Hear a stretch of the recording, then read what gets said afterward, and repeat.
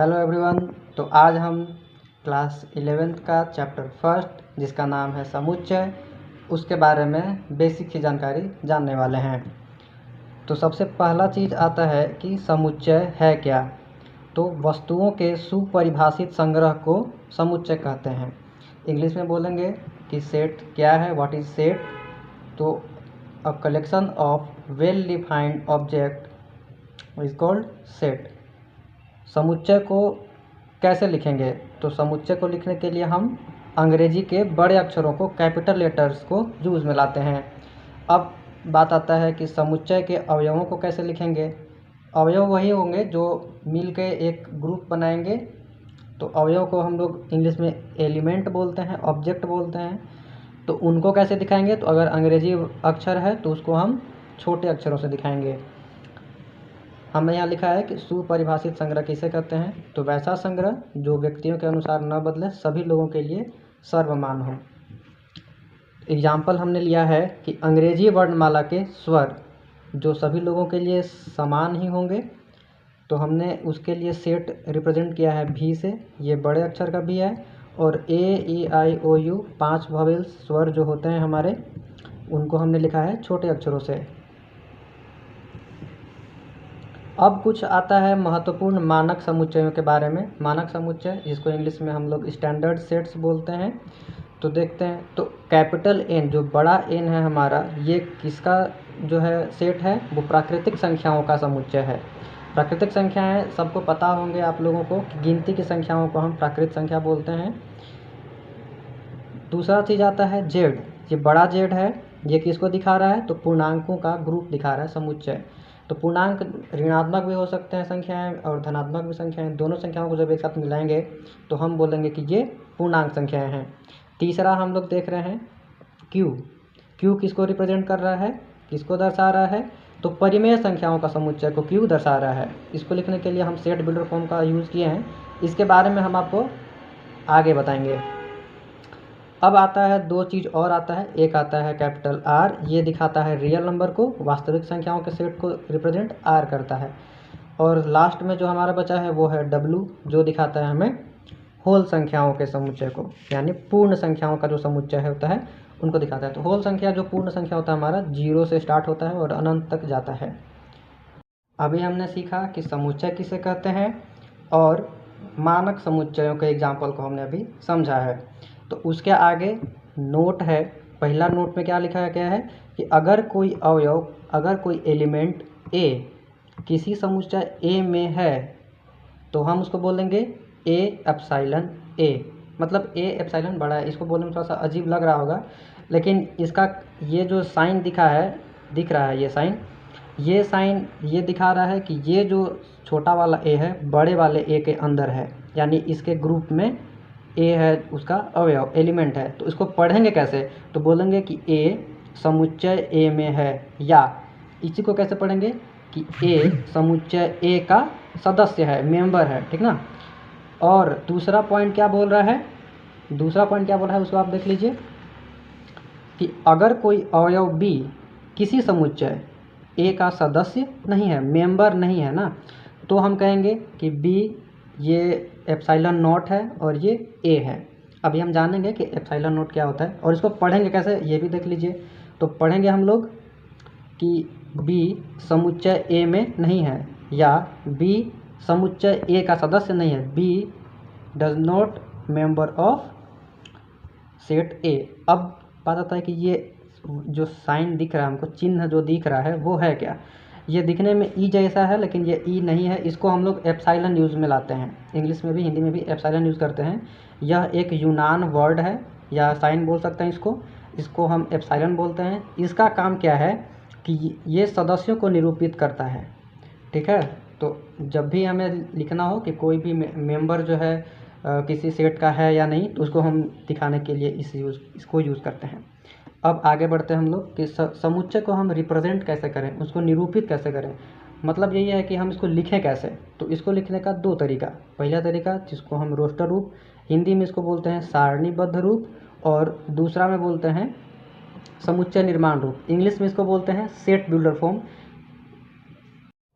तो अभी आपने जाना कि समुच्चय का जो रिप्रेजेंटेशन है, निरूपण है, वो हम दो विधियों से करते हैं। पहला विधि क्या है, तो रोस्टर रूप, इंग्लिश में रोस्टर फॉर्म बोलते हैं, और दूसरा विधि जो अभी हम इसके बाद अभी हम सीखने वाले हैं। तो रोस्टर रूप में क्या ऐसा है, तो इसके कुछ पॉइंट्स बना के हम रूल्स समझने का कोशिश करते हैं। तो पहला नियम क्या बोलता है कि रोस्टर रूप में समुच्चय के सभी अवयवों को अर्धविराम लगाकर लिखा जाता है।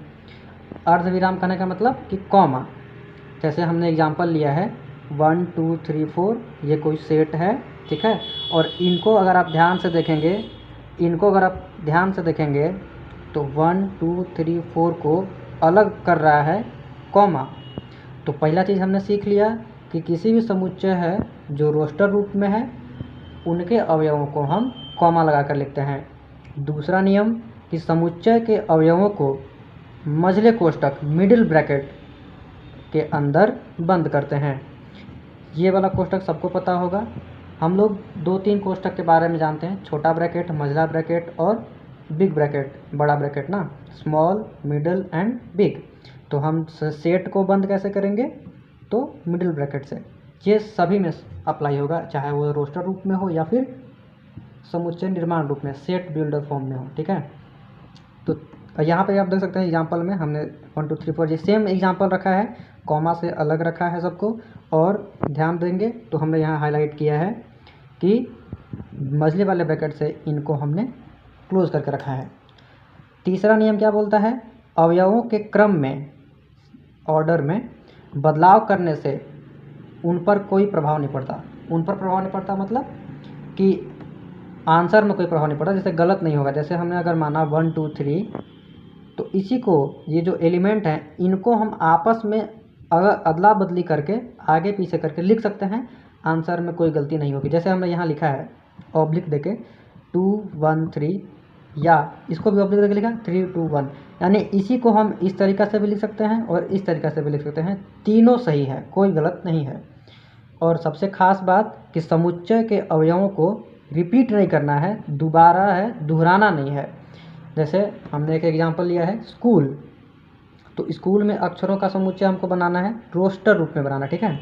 तो हमको जब इसका सेट बनाना होगा तो हम लिखेंगे एस, कॉमा देंगे, सी, फिर कॉमा देंगे, फिर एच, फिर कॉमा देंगे, फिर ओ, फिर कॉमा देंगे, और एल, और फिर लास्ट में हम इनको मझले वाले ब्रैकेट से बंद कर देंगे। अब आप ध्यान देंगे कि यहाँ ओ रिपीट हो रहा था, लेकिन हमने यहाँ ओ को सिर्फ एक बार लिखा है। तो इस वाले नियम में हम यही जाने कि किसी भी वर्ड में, अधिकतर ये वर्ड में होता है, तो कोई भी अंग्रेजी के अक्षर है तो कोई रिपीट हो रहा है, उसका वर्ड लेटर कोई रिपीट हो रहा है, तो हम उनको बस एक बार यूज़ में लाएंगे। उम्मीद है समझ गए होंगे। अब चलते हैं दूसरे वाले। तो दूसरे वाले के पास पहुंचते हैं, तो हम यहाँ होगा समुच्चय निर्माण रूप, सेट बिल्डर फॉर्म।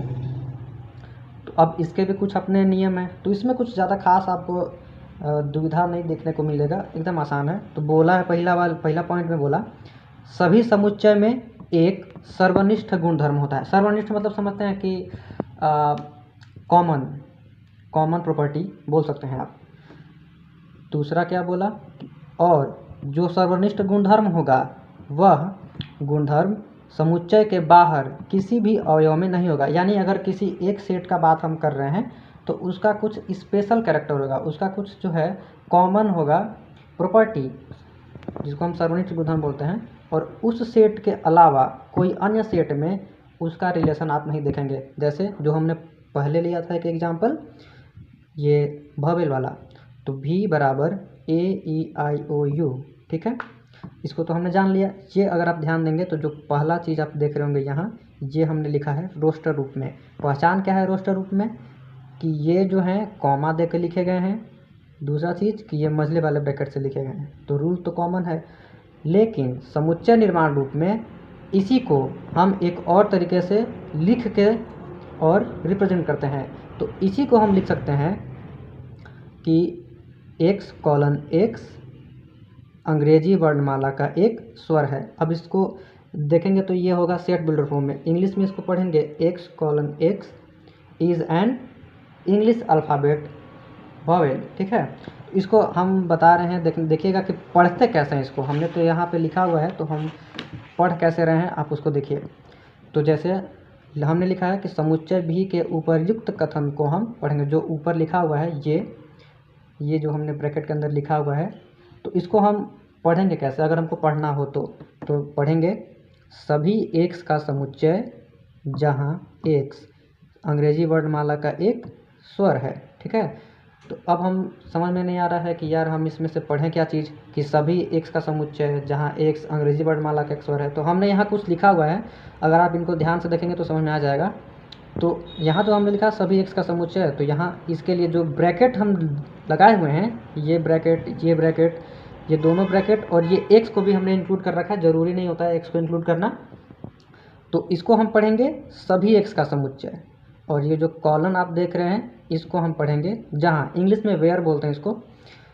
तो अब हम जान गए हैं, तो हम पढ़ लिए सभी एक्स का समुच्चय, ब्रैकेट का काम कंप्लीट हो गया। जहाँ एक्स क्या है? अंग्रेजी वर्णमाला का एक स्वर है। आप ध्यान से देखेंगे तो यहाँ से लेके यहाँ तक ये पूरा कॉमन दिख रहा होगा आपको। तो आज के वीडियो में हमने ये जाना कि समुच्चय क्या होता है और इनको लिखते कैसे हैं, बड़े अक्षरों से किनको लिखते हैं, अंग्रेजी के छोटे अक्षरों से किनको लिखते हैं, और जो कुछ स्टैंडर्ड सेट्स थे उनके बारे में हमने जाना। और उनके बाद हमने ये जाना कि इनको हम रिप्रेजेंट कैसे करते हैं, किन दो मेथड से हम इनको लिख सकते हैं। तो पहला था रोस्टर रूप, दूसरा था सेट बिल्डर रूप। तो आप उम्मीद है कि आप सभी को ये वीडियो पसंद आया होगा। इसके अगली वाली कड़ी में हम एग्जाम्पल्स को सॉल्व करेंगे और जो सेट्स के बारे में महत्वपूर्ण जानकारियाँ हैं उनके बारे में जानेंगे। तब तक के लिए आप इंतज़ार कीजिए हमारे अगले वीडियो का। Thank you.